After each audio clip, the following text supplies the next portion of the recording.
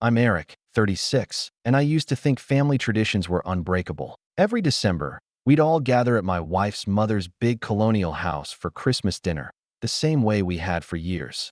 I'd bring the mashed potatoes, my wife Jenna would bake her famous sugar cookies, and our two kids, Noah 8 and Ella 5, would run around the living room in their Christmas pajamas, squealing as they waited to open presents.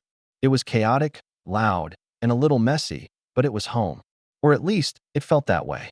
Until this year. It started in mid-November when Jenna's mom, Carol, sent her usual group text titled Christmas Dinner Planning.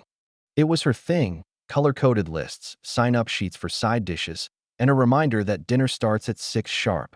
Carol ran Christmas like a military operation. Everyone had a job, everyone had a dress code, and everyone was expected to behave according to her standards. Normally, I didn't mind. I just smiled, nodded, and helped wherever I could. But this year, something felt different. The message was unusually short. Just a few lines. Christmas dinner will be adults only this year. I love the kids, but they're too loud and undisciplined for a proper celebration. Let's make this year peaceful and elegant. Hope you understand. Heart emoji, Carol. At first, I honestly thought it was a joke. I read it 3 times before I turned to Jenna, who was standing in the kitchen stirring hot chocolate. She can't be serious, I said. Jenna sighed, already looking defeated. She is. I talked to her earlier. She said last year's dinner was unbearable because of the noise. Apparently, she still remembers when Ella spilled juice on her white rug. I stared at her. She was 4. Jenna nodded, her lips pressed tight. I know. That's when it hit me. Carol wasn't joking. She had officially banned our kids, her own grandchildren, from Christmas dinner. Now, I'm not the kind of guy who starts family wars over every little thing. But this got under my skin. I could feel something twist in my chest. It wasn't just about being excluded, it was about my kids. Noah and Ella had been talking about Grandma's Christmas for weeks. They'd helped me hang lights outside, drawn pictures for Carol's fridge, even picked out a small gift for her, a hand-painted ornament with "We love you, Grandma," written in crooked letters. And she didn't even want them there? When Jenna called her again to reason with her, I overheard bits of the conversation. Carol's voice came through the speakerphone, sharp and smug. Jenna, I just think it's time we brought back some sophistication. The children are wonderful, but they're not suitable for a formal dinner. You and Eric are welcome, of course. Without our kids? Jenna asked, incredulous. Well, if you insist on staying home, that's your choice, Carol replied smoothly. But everyone else has already agreed. You don't want to make things awkward, do you? I clenched my fists, but Jenna just hung up, quietly shaking her head. That's when I saw her eyes welling up. She hated confrontation, and Carol knew it. Over the next few days, things got weird. Carol started posting in the family group chat about her refined dinner plans, photos of the gold-trimmed invitations she mailed out, snippets of her menu, beef tenderloin, truffle potatoes, poached pears for dessert, and even a note that said, dress code, formal. Children under 12 are welcome at the Christmas Eve brunch instead. That brunch, by the way, was just coffee and pastries in her backyard, usually held while she prepared the real dinner, a sort of waiting area for the kids. Jenna tried to shrug it off. Let's just have our own quiet Christmas Eve with the kids, she said. Then maybe go to her dinner the next night. But I couldn't shake the bitterness. It felt wrong, like Carol had drawn a line in the sand and expected us to bow our heads and cross it anyway. Then came the phone call that made everything worse. It was from Jenna's older sister, Lauren. She's the golden child, successful, polished, and always on Carol's side. Hey, she said casually. Mom mentioned you guys might skip dinner? Please tell me that's not true. Yeah, we're not going without the kids, I said. There was a pause. Then that patronizing tone I've always hated. Eric, it's just one evening. You can't let the kids rule your decisions. Mom's trying to make it special this year. She invited some important guests. You wouldn't want them thinking your children can't behave, right? I almost laughed. You mean like your husband who got drunk last year and broke her snow globe collection? Wow, Lauren said, her voice dripping with mock offense. That's low. Just saying, I muttered. If she's banning people for being loud and messy, maybe start there. After that, word spread fast. Jenna's brother Mike texted me, saying he didn't want to get involved, and Carol sent a final message to everyone.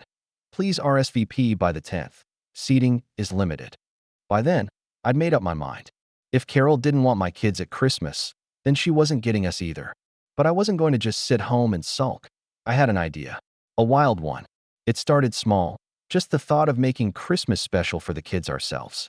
But the more I thought about it, the more it grew. I pictured the lights, the music, the laughter, the smell of cinnamon and cookies baking in the oven. I pictured our house filled with joy, not judgment. I wanted Noah and Ella to look back and remember this Christmas as the best one yet, not the year they got left out.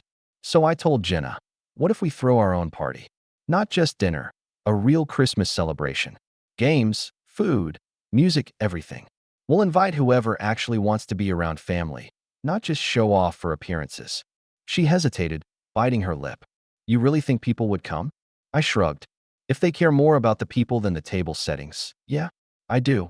And that's when the spark lit. Over the next week, I started planning in secret. I picked up extra string lights, found a secondhand inflatable Santa, and even rented a projector for a Christmas movie marathon in the backyard. I told Jenna's cousins, the ones with young kids who'd also been uninvited, and their reactions were instant. Wait, Carol banned kids again. One of them texted back. We're in. 100%.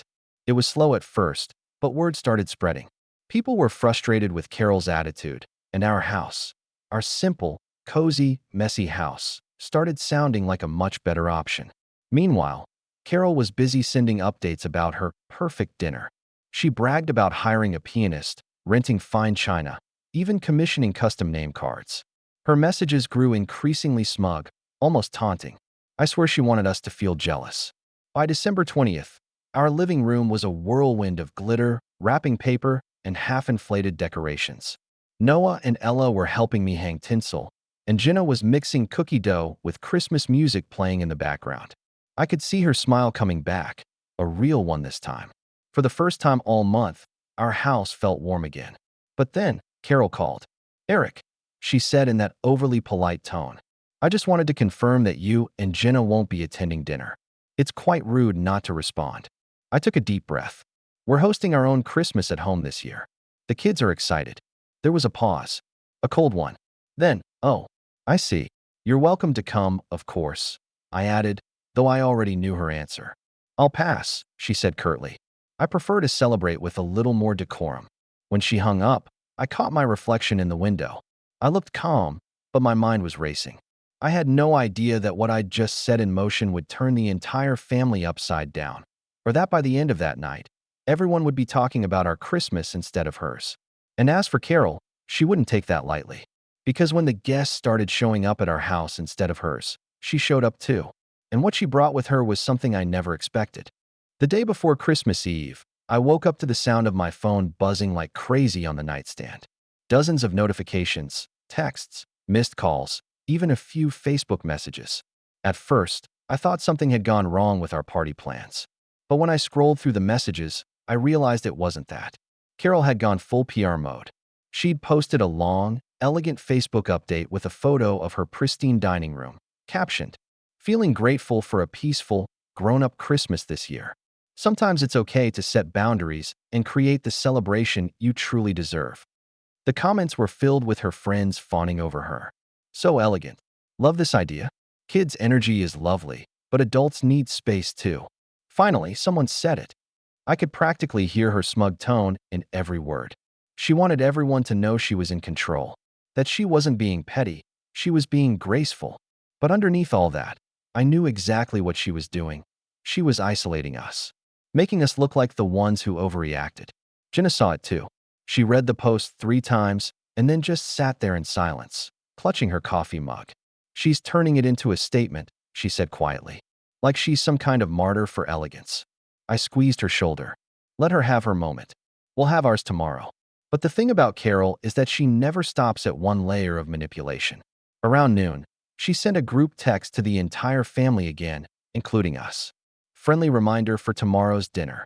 Can't wait to see everyone dressed to the nines. If anyone's bringing a guest, please let me know in advance so we can arrange proper seating. Then, almost as an afterthought, Jenna, darling, I've arranged for the children's gifts to be dropped off in the foyer tomorrow morning. No need for them to attend, of course, but I didn't want them to feel forgotten. The way she phrased it made my skin crawl, like she was tossing scraps to make herself look generous. I replied, "Appreciate it, Carol, but the kids are fine. They're excited about our own celebration." 2 minutes later, she replied, "Oh, how lovely. I do hope it doesn't feel like competition. Christmas isn't about that, dear." That was when I realized she knew exactly what she was doing. She'd heard about our party, probably from Lauren, and she was trying to plant the idea that we were being petty. Jenna spent the rest of the afternoon decorating cookies with the kids, but I could see she was struggling. Carol had that effect on her, a way of making her second-guess every decision. Later that night, I caught Noah sitting by the window, watching the snow fall.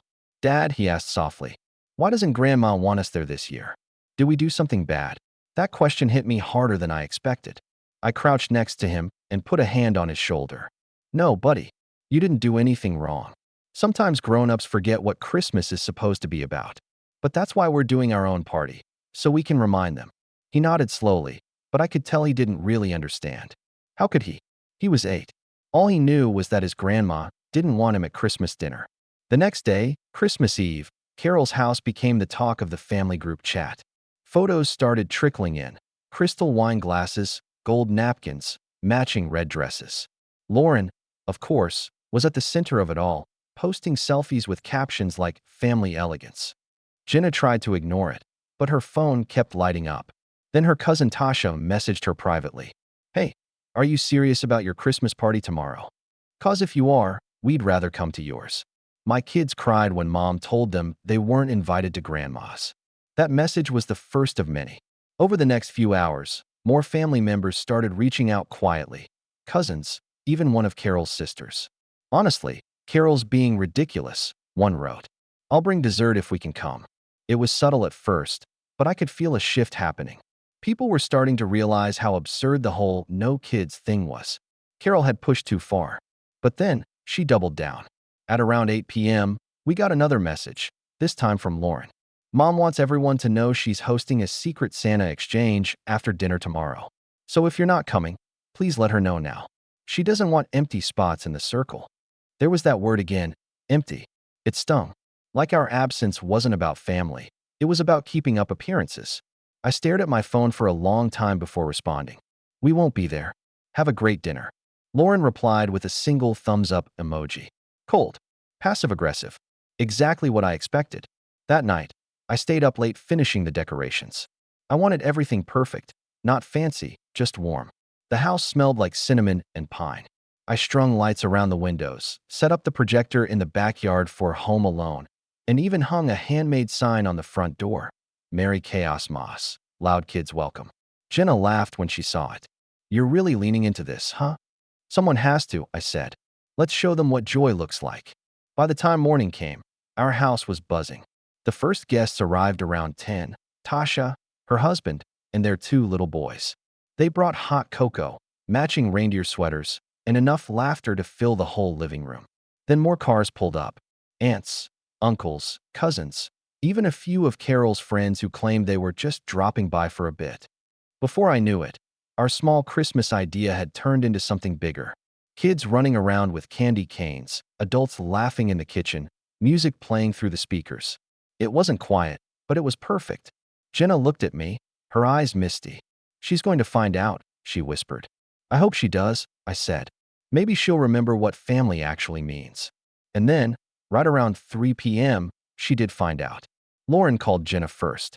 I only heard Jenna's side of the conversation, but it was enough to paint the picture. "What do you mean everyone left?" Jenna said, eyes wide. "No, we didn't invite them away." She paused, listening. "Yes, Mom knew we weren't coming." "No, she wasn't excluded. She excluded the kids." I could hear faint shouting through the speaker. Carol's voice, sharp and brittle. Then Jenna's shoulders slumped. "Fine. Fine, Mom. You do whatever you need to do." When she hung up, she looked at me. Carol's furious. Apparently half the family left her house after dinner started and came here. She's saying we stole Christmas. I blinked. Stole Christmas? What is she, the Grinch? Jenna didn't laugh. "Eric, she's coming here." And that's when the energy in the house shifted. People were still laughing, the kids were still playing, but I could feel this invisible weight pressing down on the air. I looked out the window and saw Carol's silver Lexus pulling up to the curb, headlights cutting through the falling snow. She stepped out wearing a red wool coat and white gloves, her hair immaculate despite the weather. In one hand, she carried a perfectly wrapped gift box. In the other, a small envelope. Her jaw was tight, her smile thin. Jenna froze by the door. "Oh no," she whispered. I swallowed hard. Let her in. I didn't know what she was bringing. An apology, an ultimatum, or something worse. But the second she walked through that door, with every eye turning toward her, I knew this Christmas was about to become something none of us would ever forget. And when she opened that envelope in front of everyone, I realized it wasn't just about dinner anymore. Carol had something else planned, something that would change everything. Carol didn't just walk in, she arrived. Like a queen returning to her throne after a coup. Her heels clicked on the hardwood floor as every conversation in the room died down. The music still played faintly in the background. Have yourself a merry little Christmas. But the irony of the lyrics hung thick in the air. Jenna froze near the kitchen doorway, clutching a mug of hot cocoa like it was the only thing keeping her grounded. The kids peeked out from behind the couch, curious. Tasha's husband instinctively lowered the volume on the TV, and I swear even the dog went quiet. Carol looked around slowly, surveying the chaos she so clearly disapproved of. Wrapping paper on the floor, half-decorated gingerbread houses on the table, kids in reindeer pajamas chasing each other. Her lips pressed into that polite little smile she used when she was seething. "Well," she said finally, setting her purse down on the counter. "This is quite something." I kept my tone calm. "Merry Christmas, Carol." She turned to me, her eyes sharp but glimmering. "Oh, Eric, you really went all out. I must say, it's impressive how quickly you managed to organize all this." There was a pause before she added, "Especially considering I wasn't informed you'd be hosting Christmas this year." I met her stare. "You weren't informed because we weren't planning to compete with your dinner. We just wanted to celebrate with our kids." Her smile didn't waver, but her eyes hardened. "Celebrate with your kids." "Yes, I've heard." Apparently, the entire family interpreted that as an invitation to abandon me. Lauren had followed her in, trailing behind like a shadow, her phone in hand as if she were documenting the moment. She gave Jenna a look that was equal parts pity and judgment. "Mom's really upset," she said softly, like she was breaking bad news. "You should have called her, Jen. She didn't deserve to be blindsided like this." Jenna's voice cracked. "Blindsided? She banned my kids from Christmas dinner, Lauren. What did you expect us to do? Drop them off at a kennel?" The room went tense. Even Carol blinked. Just once, before regaining her composure. "Let's not be dramatic," she said smoothly. "I made a simple decision to have a quiet, elegant evening. I didn't ban anyone. I just wanted some peace." I stepped in. "You literally wrote that our kids were too loud and undisciplined for a proper celebration." Carol sighed like I was being unreasonable. "And look at them now," she said, gesturing vaguely toward the living room where the children were whispering and watching the adults. Running wild, interrupting conversations. "Eric, it's not about love, it's about respect. Something your side of the family never quite grasped."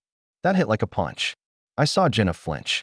Carol had a way of dressing up cruelty in soft words, like she was doing us a favor by being honest. But what happened next? That was when things turned from insult to betrayal. Carol reached into her coat pocket and pulled out the envelope she'd been holding earlier. She turned to Jenna with that same cool smile. "I came to bring you this," she said. "Since you've chosen to go your own way this Christmas, I thought it best to make things official." Jenna hesitated, then took the envelope. Inside was a cream-colored letter printed on fancy stationery, Carol's signature at the bottom. I could tell from Jenna's face that it wasn't good. Her eyes widened, then filled with tears. "What is this?" she whispered. Carol clasped her hands. "It's just some necessary adjustments. Since you and Eric have decided not to participate in the family Christmas, I've decided to redistribute the holiday fund." "The what?" I asked. She gave me a prim smile. "Every year, I set aside a sum of money for the grandkids, for their education, future gifts, that sort of thing. It's something I've done since Lauren's oldest was born. You know that." I didn't know that. Every year, Carol contributed a small savings bond to each grandchild's account. She loved reminding everyone of her generosity. It was one of the few things I respected about her until now. "Well," she continued, "given the circumstances, I've decided to reallocate Noah and Ella's shares." I just don't feel comfortable rewarding such disrespectful behavior. From their parents, of course. The room went dead silent. Jenna's voice trembled. You took away their college fund? Carol blinked innocently. Oh, don't be dramatic. It's not a college fund, it's a Christmas fund. They'll have plenty of opportunities in life, I'm sure. But it wouldn't be fair to the others, would it? Not when they're the only ones whose parents couldn't follow a simple rule. That was it.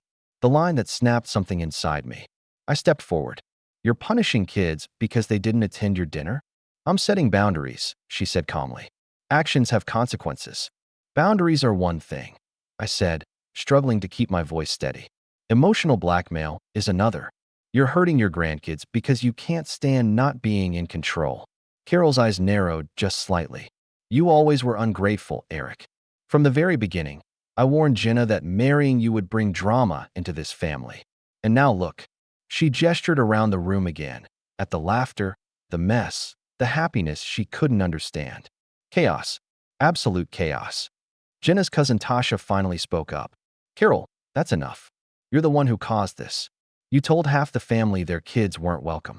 You can't just. Carol cut her off sharply. Don't lecture me about family, Tasha. You weren't even invited to dinner this year for a reason. Tasha's jaw dropped, but before she could respond, Carol turned her attention back to Jenna, her tone suddenly soft, almost pitying. Sweetheart, she said, I'm doing this for you. One day, you'll understand. You'll thank me for teaching you that discipline and order matter more than chaos and noise. You'll see that family traditions mean nothing without standards. Jenna just stared at her. You call this love? She said quietly. Punishing your grandkids? Turning people against each other?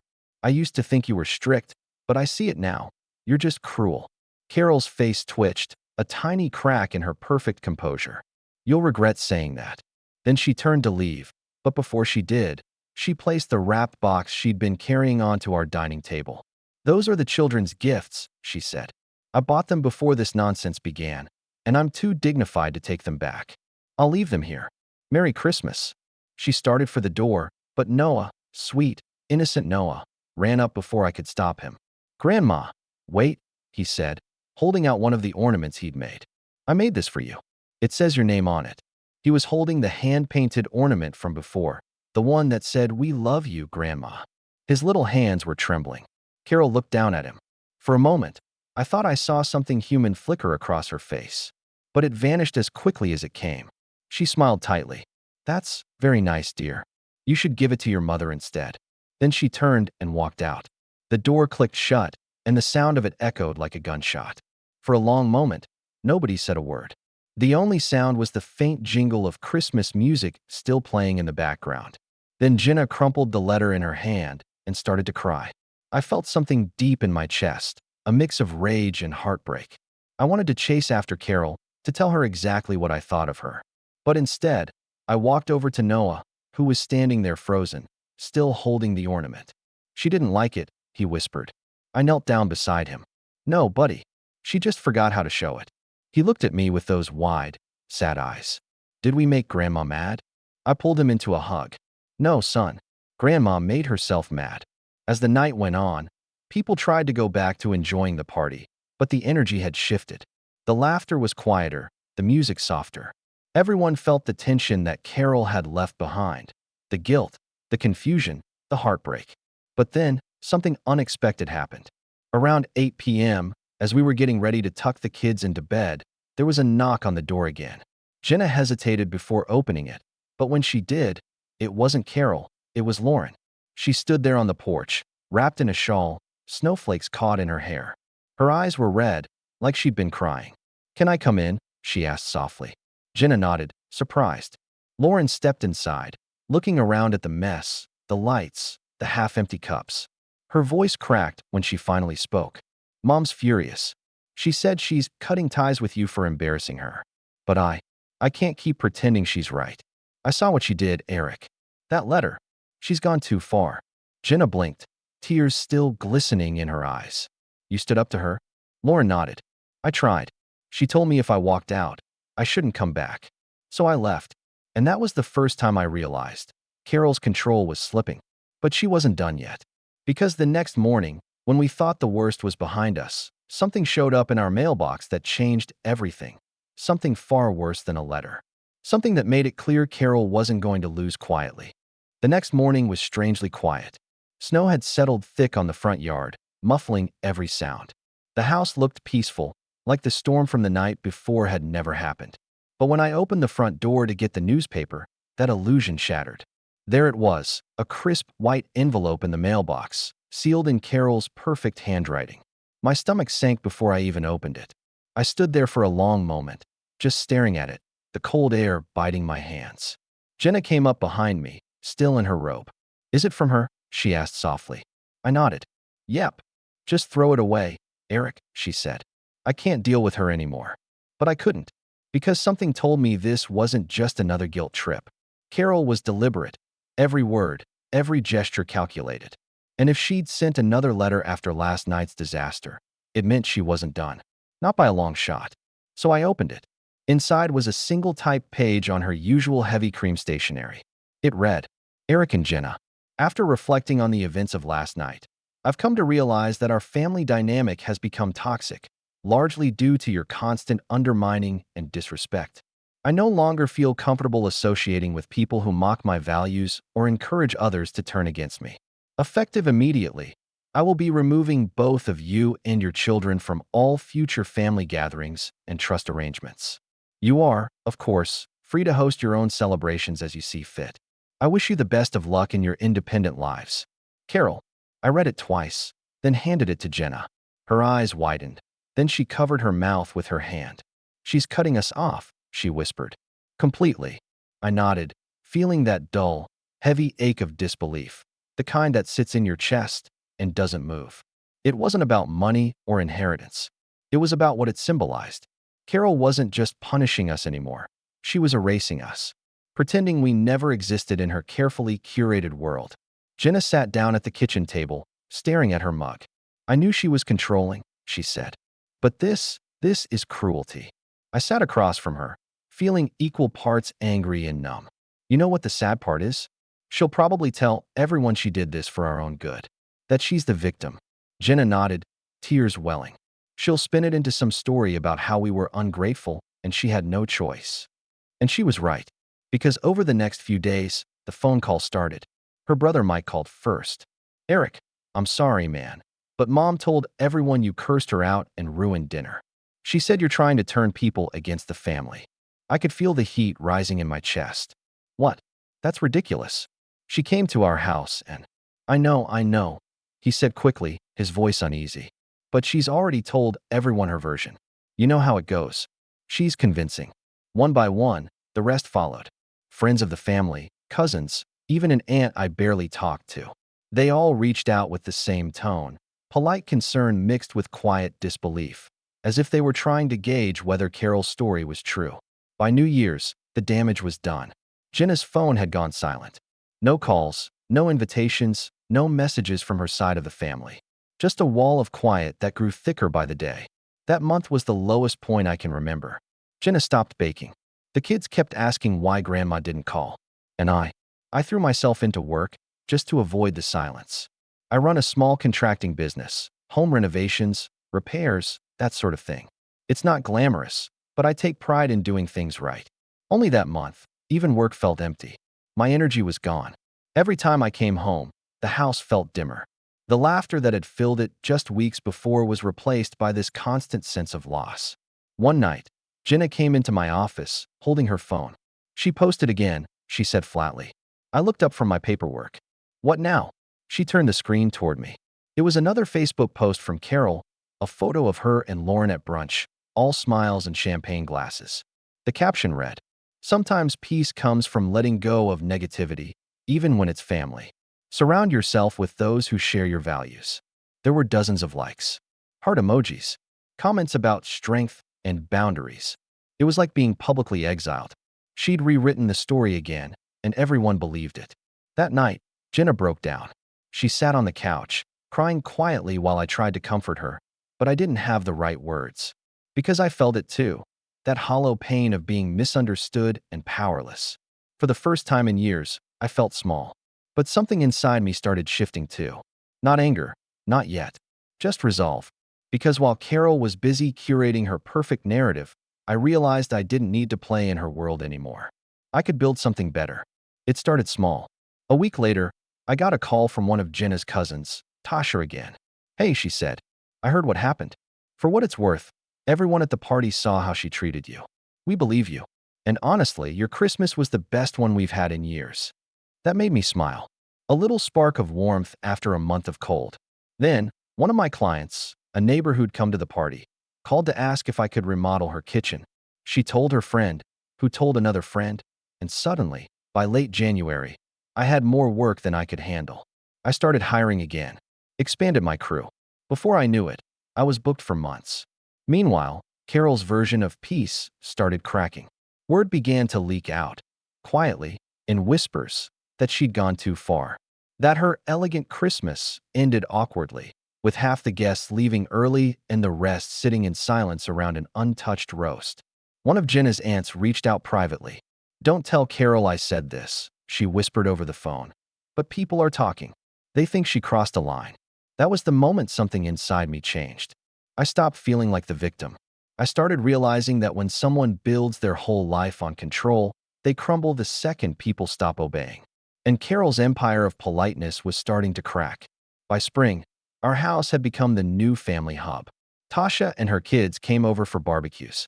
Lauren started visiting too, cautiously at first, always checking her phone like she expected Carol to call. But slowly, she relaxed. She started laughing again. One night, after the kids were asleep, Lauren sat on our porch with Jenna and me. She looked exhausted but lighter somehow. "You know," she said quietly, "I spent my whole life trying to make Mom proud. Every Christmas, every birthday, I'd twist myself into who she wanted me to be. But watching her freeze out her grandkids, I can't do it anymore." Jenna reached for her hand. "You don't have to." Lauren smiled faintly. "I used to think you were the rebellious one, Jen. But now I see, you were the brave one." That meant more to Jenna than she could say. And me? I kept building.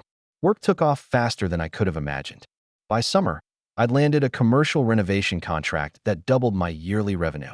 I hired more people, bought better equipment, and finally, for the first time in years, felt like we were thriving. Every once in a while, Carol would send something, a stiff, impersonal note through the mail, or a secondhand message through Lauren. Always cold, always distant. She never apologized, never admitted fault.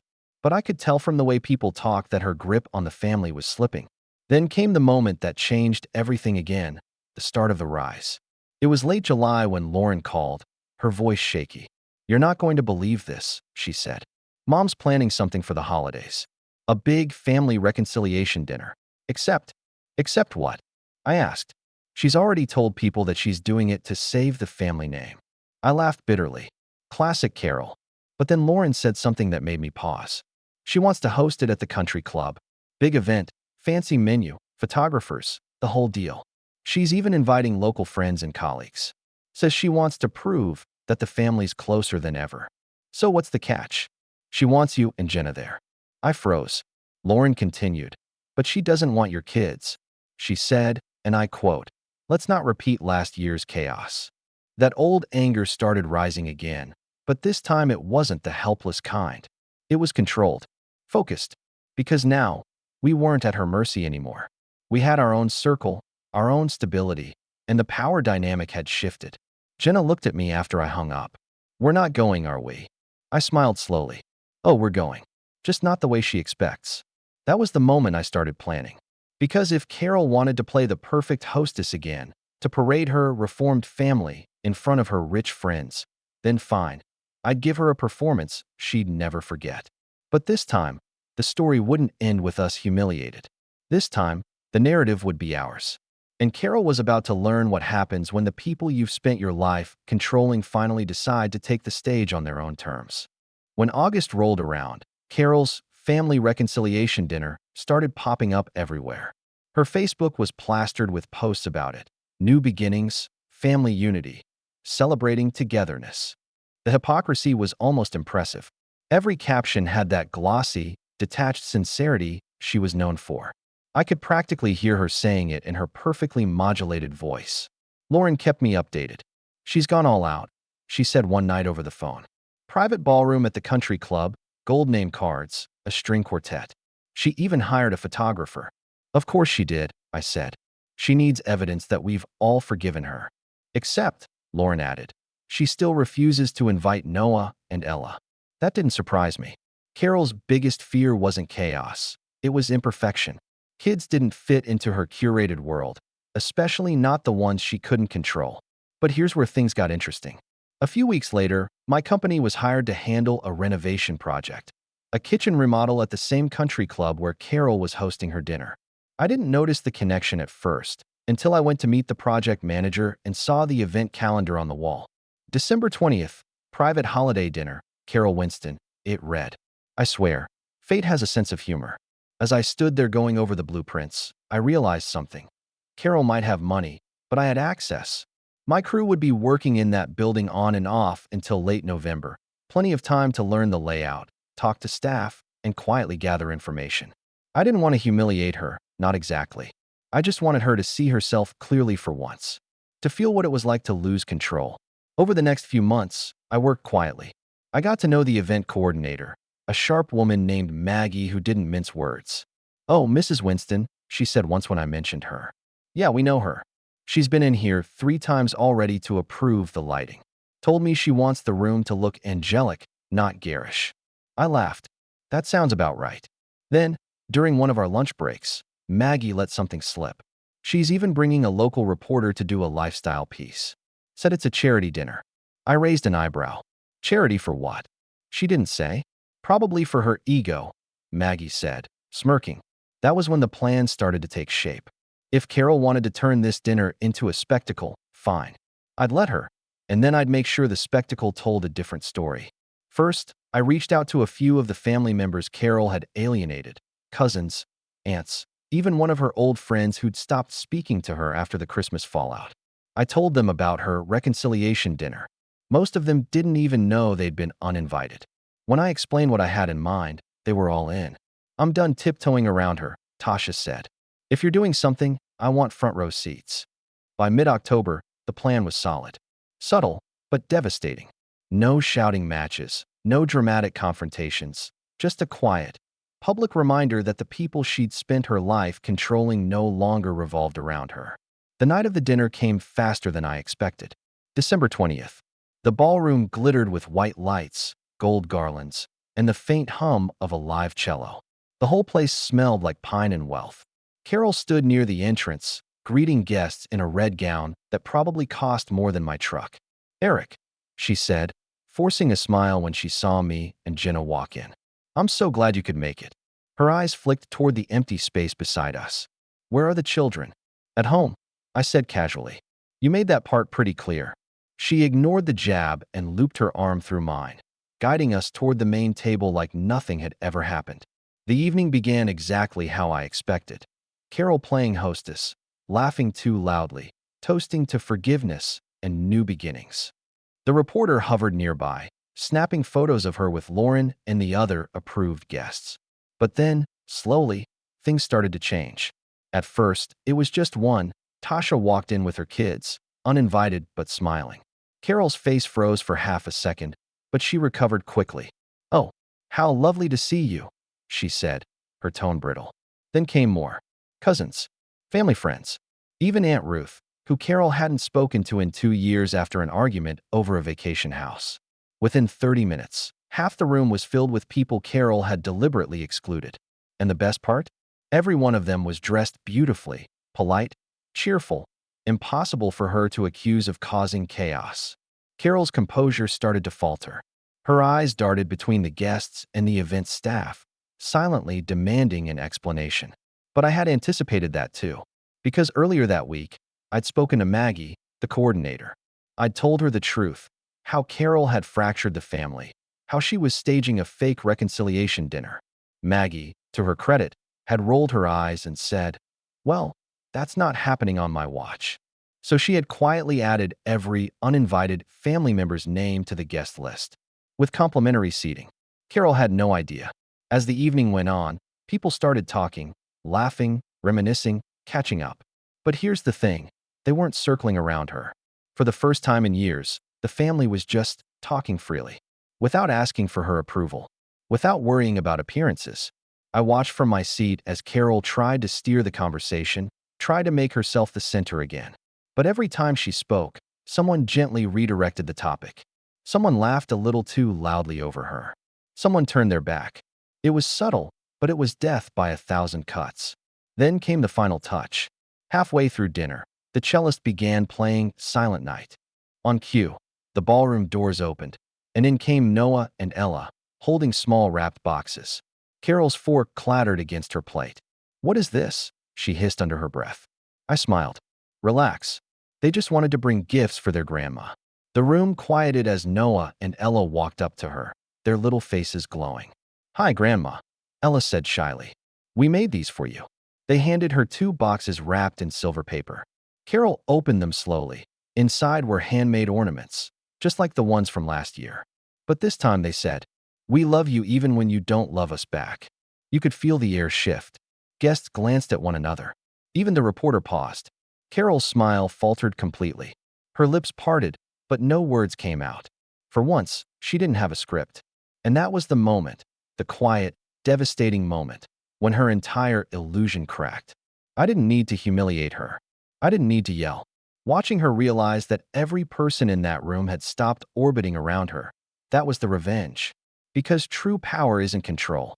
It's letting go and watching the people who once feared you stand on their own. As the night went on, people began gravitating toward us instead, complimenting the kids, talking to Jenna, thanking us for bringing everyone together. Carol sat frozen at her table, smiling mechanically for the photographer who didn't know what else to do. By the end of the night, even Lauren walked over and hugged Jenna in front of everyone. "I'm proud of you," she whispered. That's when Carol finally stood up and left. No dramatic exit, no parting words. Just quiet, seething silence as she walked out of her own party. And when the doors closed behind her, the strangest thing happened. The music felt lighter. The laughter came easier. For the first time in years, it actually felt like Christmas again. But that wasn't the end. Because a few days later, after the photos from that night started circulating online, and the article titled, "Family Finds Real Unity After Holiday Rift," went viral, Carol called me. Her voice was trembling. "Eric," she said quietly, "we need to talk." When the phone rang, I almost didn't answer.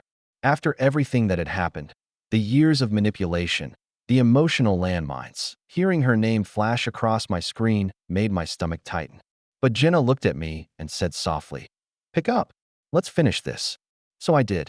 Carol's voice came through quiet, strained. It wasn't her usual polished tone. She sounded small. "Eric," she said, "I want to talk." I didn't say anything, just waited. After a long pause, she sighed. "I didn't deserve that.